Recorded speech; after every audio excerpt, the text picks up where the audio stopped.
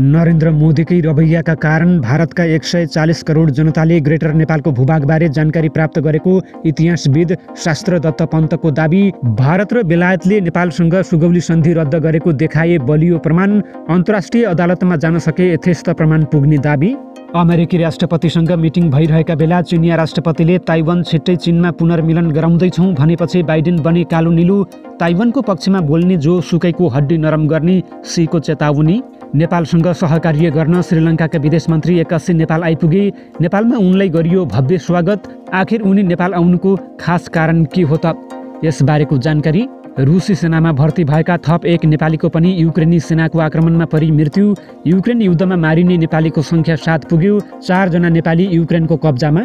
गृहमन्त्री हुँदा रवि लामिछानेले दैनिक सुराकीका आधारमा 50,000 कमिसन खाएको माओवादी नेताको आरोप। राज्यको गोप्य सूचना करोडौँ बुझेर विदेशीलाई दिएको दाबी। कङ्गोबाट शान्ति सेना फिर्ता गर्ने संयुक्त राष्ट्रसङ्घको निर्णयबारे आफूलाई आधिकारिक जानकारी नआएको नेपाली सेनाको गुनासो। कङ्गोमा कार्यरत शान्ति सेना धमाधम नेपाल फर्किए। इजरायलसँग युद्ध विरामका लागि हमासका नेता इस्माइल हनियाह कायरो पुगे। आफ्नो देश अर्को मानवीय विरामको लागि सहयोग गर्न तयार रहेको इजरायली राष्ट्रपतिको भनाई। आगामी वर्ष हुने रुसको राष्ट्रपतीय निर्वाचनमा 16 जनाले गराए उम्मेदवारी दर्ता। पुटिनले यसपालिको चुनाव जित्ने अवस्था के छ त? यसबारेको समाचार। नेपाली नागरिकलाई रुसी सेनामा पठाउने गिरोहका थप 4 जना पक्राउ।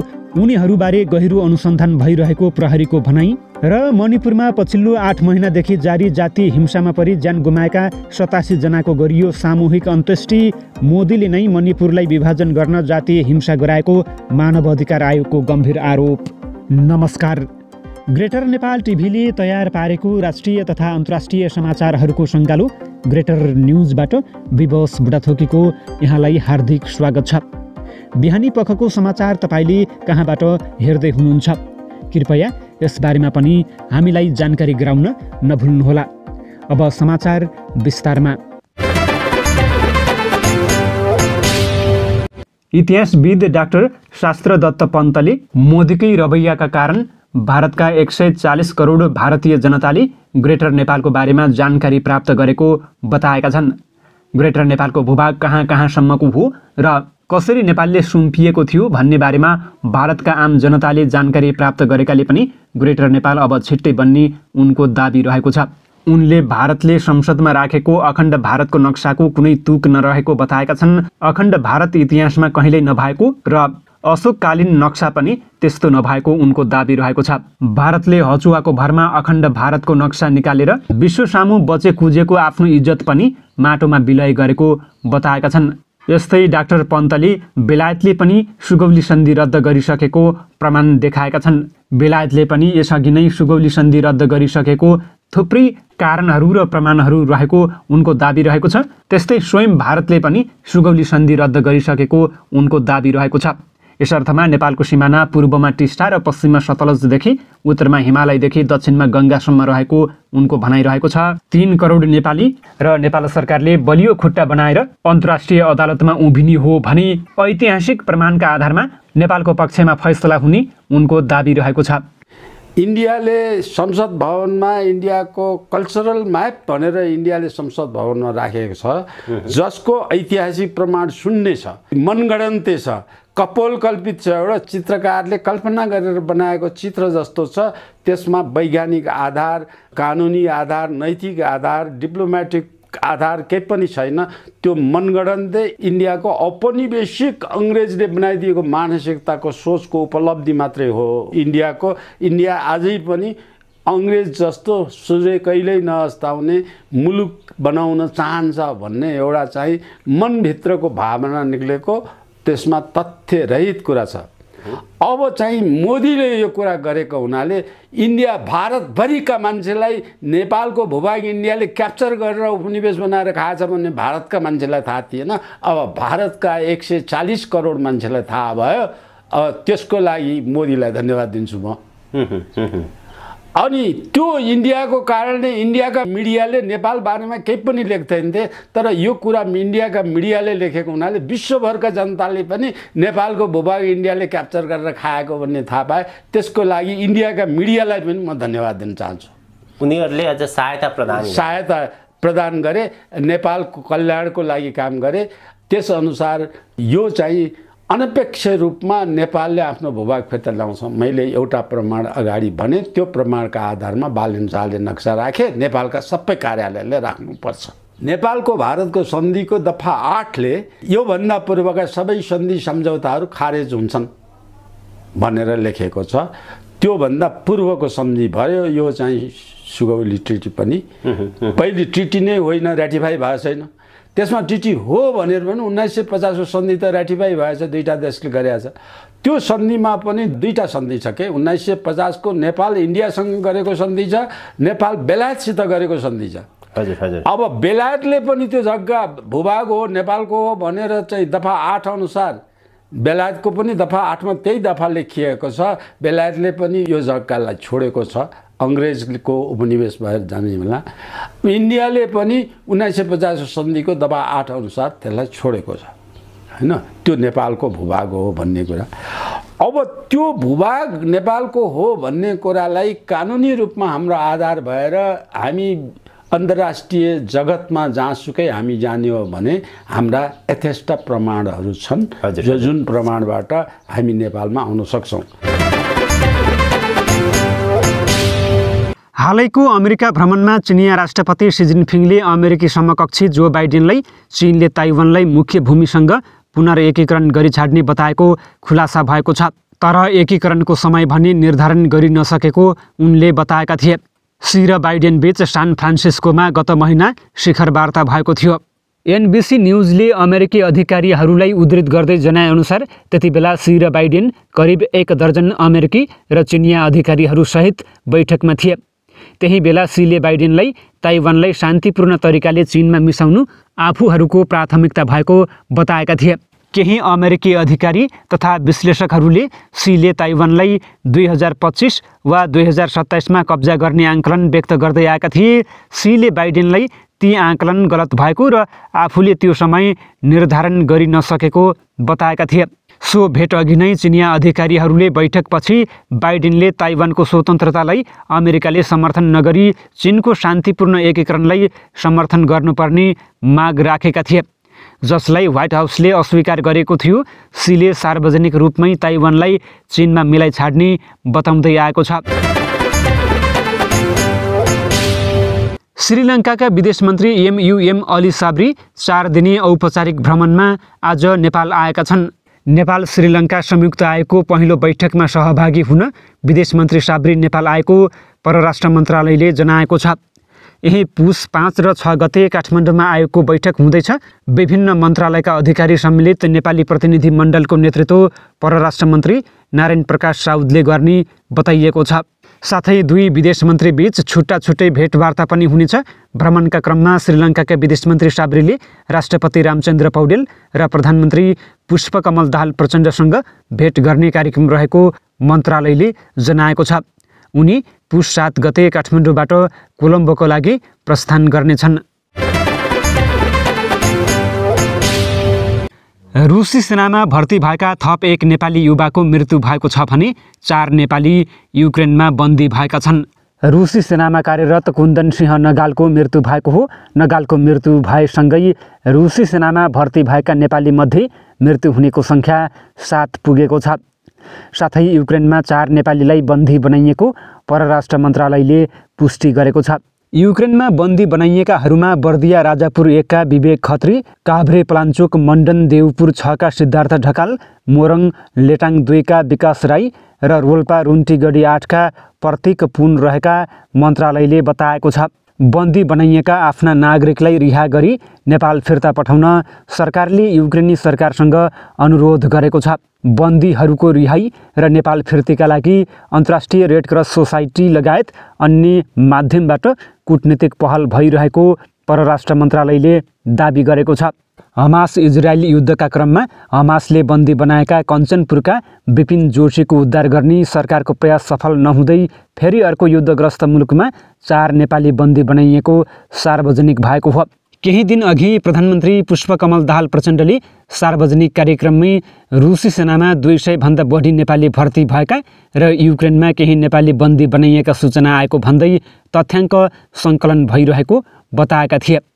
परराष्ट्र मन्त्रालयले नेपालका लागि रुसका राजदूत मार्फत रुसी सेनामा भर्ती भई मृत्यु भएका नेपालीको शव छिटोभन्दा छिटो नेपाल फिर्ता पठाउन अनुरोध गरिएको बताएको छ। घाइते लगायत पीडित परिवारलाई क्षतिपूर्ति उपलब्ध गराउन समेत अनुरोध गरेको सरकारले नेपाली नागरिकलाई सेनामा भर्ती नगर्न र भर्ना गरिएकालाई समेत नेपाल फर्काउन रुस सरकारलाई आग्रह गरेको छ। परम्परागत रूपमा रहेका सम्झौता अन्तर्गत केही मित्र राष्ट्रको सेनामा बाहेक अन्य विदेशी सेनामा नेपाली नागरिक भर्ना हुन अनुमति दिने नेपालको नीति नरहेको स्पष्ट पार्दै मन्त्रालयले रुसी सेनामा भर्ना भएका नेपालीको सङ्ख्या, घाइते नेपालीको सङ्ख्या र उनीहरूको अवस्था बारेमा रुसी सरकारसँग आधिकारिक जानकारी उपलब्ध गराउन माग गरेको छ। नेकपा माओवादी केन्द्रका नेता एवं प्रतिनिधि सभा सदस्य राजन दाहालले सुशासनका कुरा गर्ने राष्ट्रिय स्वतन्त्र पार्टीका सभापति रवि लामिछानेले आफू गृहमन्त्री रहँदा सुशासनको पक्षमा काम गर्न नसकेको आरोप लगाएका छन्। प्राइम टाइम टेलिभिजनको जनता जान्न चाहन्छन् कार्यक्रममा पत्रकार ऋषि धमलासँग संवाद गर्दै नेता दाहालले रविले सुराकी बापत दैनिक पाउने 50,000 पनि नछाडेको र करिब 1 अर्ब कमिसन आउने गरी नेपालको व्यक्तिगत डेटा र राज्यको सुरक्षा सूचनाको काम विदेशी कम्पनीलाई दिने निर्णय गरेको आरोप लगाएका छन्। डेमोक्रेटिक रिपब्लिक अफ कङ्गोबाट संयुक्त राष्ट्रसङ्घले शान्ति सेना फिर्ता गर्ने निर्णयबारे नेपाली सेना बेखबर रहेको छ। सैनिक प्रवक्ता सायक रथी कृष्ण प्रसाद भण्डारीले नयाँ निर्णयबारे आधिकारिक रूपमा केही जानकारी नआएको बताएका छन्। उनले भने, मैले पनि मिडियाबाट थाहा पाएँ, अहिलेसम्म हामीलाई कहीँबाट आधिकारिक जानकारी आएको छैन। पुरै बन्द हो कि सङ्ख्या कटौती हो या के हो, केही जानकारी आउला। सैनिक स्रोतका अनुसार केही समय अघिदेखि नै मिसन बन्द हुने चर्चा भने चलिरहेको थियो। यता राष्ट्रिय अन्तर्राष्ट्रिय सञ्चार माध्यममा कङ्गोको शान्ति सेना बन्द भएको बारे समाचार आएपछि मिसन जान तयारीमा बसेकाहरू अलमलमा परेका छन्। तालिम सकेर बसेका एक अधिकृतले भने, हाम्रो फ्लाइट टिकट समेत जनवरी 2 सातालाई फिक्स भइसकेको थियो। सबै साथीहरू अलमलमा परियो। मङ्गलबार बसेको 15 सदस्यीय संयुक्त राष्ट्रसङ्घको सुरक्षा परिषदको बैठकले सर्वसम्मत रूपमा कङ्गोबाट शान्ति सेना फिर्ता गर्ने निर्णय गरेको अल जजिराले उल्लेख गरेको छ। बुधबार कङ्गोमा संसदीय तथा राष्ट्रपतीय चुनाव हुन लागेको बेला एक दिन अगाडि यस्तो निर्णय भएको हो। कतारी विश्व च्यानल अल जजिराका अनुसार शान्ति सेनाले शान्ति ल्याउन नसकेको भन्दै कङ्गो सरकारले लामो समयदेखि शान्ति सेना फिर्ता गर्न माग गरेको थियो। त्यसैको प्रतिक्रियामा सुरक्षा परिषदको बैठकले यस्तो निर्णय गरेको हो। यही वर्षको अन्तिमसम्ममा कङ्गोमा भएका 14,000 विदेशी शान्ति सेना फिर्ता हुने बताइएको छ। नेपाली सेनाका तर्फबाट कङ्गोमा 1152 सैनिकहरू खटिएको नेपाली सेनाको तथ्याङ्क रहेको छ। गाजा युद्ध विरामको वार्ताका लागि हमास नेता इस्माइल हनियाह गाजा युद्ध विरामको नयाँ वार्ताका लागि कायरो आइपुगेका छन्। संयुक्त राष्ट्र सुरक्षा परिषदको युद्ध विराम सुरु भएपछि उनी थप वार्ताका लागि कायरो आइपुगेका हुन्। यस्तै इजरायलका राष्ट्रपति इसाक हर्जोगले आफ्नो देश अर्को मानवीय विरामका लागि सहयोग गर्न तयार रहेको समेत बताएका छन्। गाजामा युद्ध सुरु भएदेखि हालसम्म करिब 20,000 मानिस मारिएको र 52,000 भन्दा बढी घाइते भएका छन्। आगामी वर्ष हुने रुसको राष्ट्रपति पदका लागि निर्वाचन लड्न 16 जनाले उम्मेदवारी दर्ता गराएको रुसी अधिकारीहरूले बुधबार बताएका छन्। निर्वाचनमा भ्लादिमिर पुटिनलाई सजिलै 5औं कार्यकाल प्राप्त हुने अपेक्षा गरिएको छ। मस्कोले वर्षौंदेखि विपक्षी व्यक्तित्वहरूलाई निर्वाचन र राजनीतिक जीवनबाट बेवास्ता गरेको छ। सन् 2022 मा क्रेमलिनले रुसी सैनिकलाई युक्रेनमा प्रवेश गर्न आदेश दिएपछि यो कठोर नीति अझ तीव्र भएको छ। सरकारी आरआईए नोभोस्ती समाचार एजेन्सीले केन्द्रीय निर्वाचन आयोगका अध्यक्ष एला पाम्फिलोभालाई उद्धृत गर्दै भनेको छ, अहिलेसम्म हामीले राष्ट्रपति निर्वाचनको लागि 16 जनाको आवेदन प्राप्त गरेका छौँ। राष्ट्रपति पुटिनले यसै महिना सैन्य दिग्गजहरूसँगको बैठकका क्रममा उहाँ आगामी वर्षको मार्च 15 देखि 3 दिनसम्म हुने निर्वाचनमा सहभागी हुने पुष्टि गरेका थिए। सीईसीका अनुसार उनले आंशिक रूपमा रुसी सेनाले कब्जा गरेको 4 युक्रेनी क्षेत्र र सन् 2014 मा कियेवबाट खोसिएको क्रिमिया प्रायद्वीपमा पनि मतदान गराउने छन्। रुसको क्रेमलिन अनुकूल लिबरल डेमोक्रेटिक पार्टीले यसै साता युक्रेन युद्धका लागि पूर्व वार्ताकार लियोनिद सुलुत्स्कीलाई उम्मेदवारका रूपमा मनोनयन गरेको बताएको छ। सुलुत्स्कीले उनको उम्मेदवारीले पुटिनबाट मत नखोज्ने बताएका छन्। निर्वाचन समयअनुसार मार्चमा हुने मतदानमा भाग लिनका लागि उम्मेदवारहरूले डिसेम्बर 27 सम्म आवेदन फाइल भर्नुपर्नेछ। त्यसपछि उनीहरूले मतपत्रमा स्थान सुरक्षित गर्नका लागि समर्थकहरूबाट हजारौँ हस्ताक्षर जम्मा गर्नुपर्नेछ। चरमपन्थीको आरोपमा मुद्दाको प्रतीक्षामा हिरासतमा रहेका तथा क्रेमलिनका आलोचक कट्टर राष्ट्रवादी इगोर गिर्गिनले पुटिनलाई चुनौती दिन चाहेको बताएका छन्। कारागारमा रहेका विपक्षी नेता एलेक्सी नाभाल्नीलाई जालसाजीको आरोपमा सन् 2018मा निर्वाचनमा उम्मेदवारी दिन रोक लगाइएको थियो। उनको सहयोगीले यसलाई राजनैतिक रूपमा प्रेरित भएको बताएका छन्। नेपाली नागरिकलाई रुसी सेनामा पठाउने गिरोहका थप 4 जना पक्राउ परेका छन्। जिल्ला प्रहरी परिसर काठमाडौँले मङ्गलबार र बुधबार गरी 4 जनालाई पक्राउ गरेको हो। मोरङको विराटनगरका गोविन्द रिमाल सहित 4 जना पक्राउ परेका हुन्। रिमाल विमानस्थलमा सेटिङ मिलाउने बिचौलिया रहेको प्रहरी स्रोतले बताएको छ। अन्य 3 जनाको पनि संलग्नता देखिएको र यसबारे अनुसन्धान भइरहेको प्रहरीले जनाएको छ। प्रहरीले यसअघि 13 जनालाई पक्राउ गरिसकेको छ। यीमध्ये 5 जना मुख्य अभियुक्त रहेको अनुसन्धानबाट खुलेको छ। परिसरमा 15 जना पीडितले उजुरी गरेका छन्। रुसी सेनामा गैर कानुनी रूपमा भर्ती भएका 7 जनाको मृत्यु भएपछि सरकारले अवैध रूपमा पठाउने गिरोहबारे अनुसन्धान सुरु गरेको हो।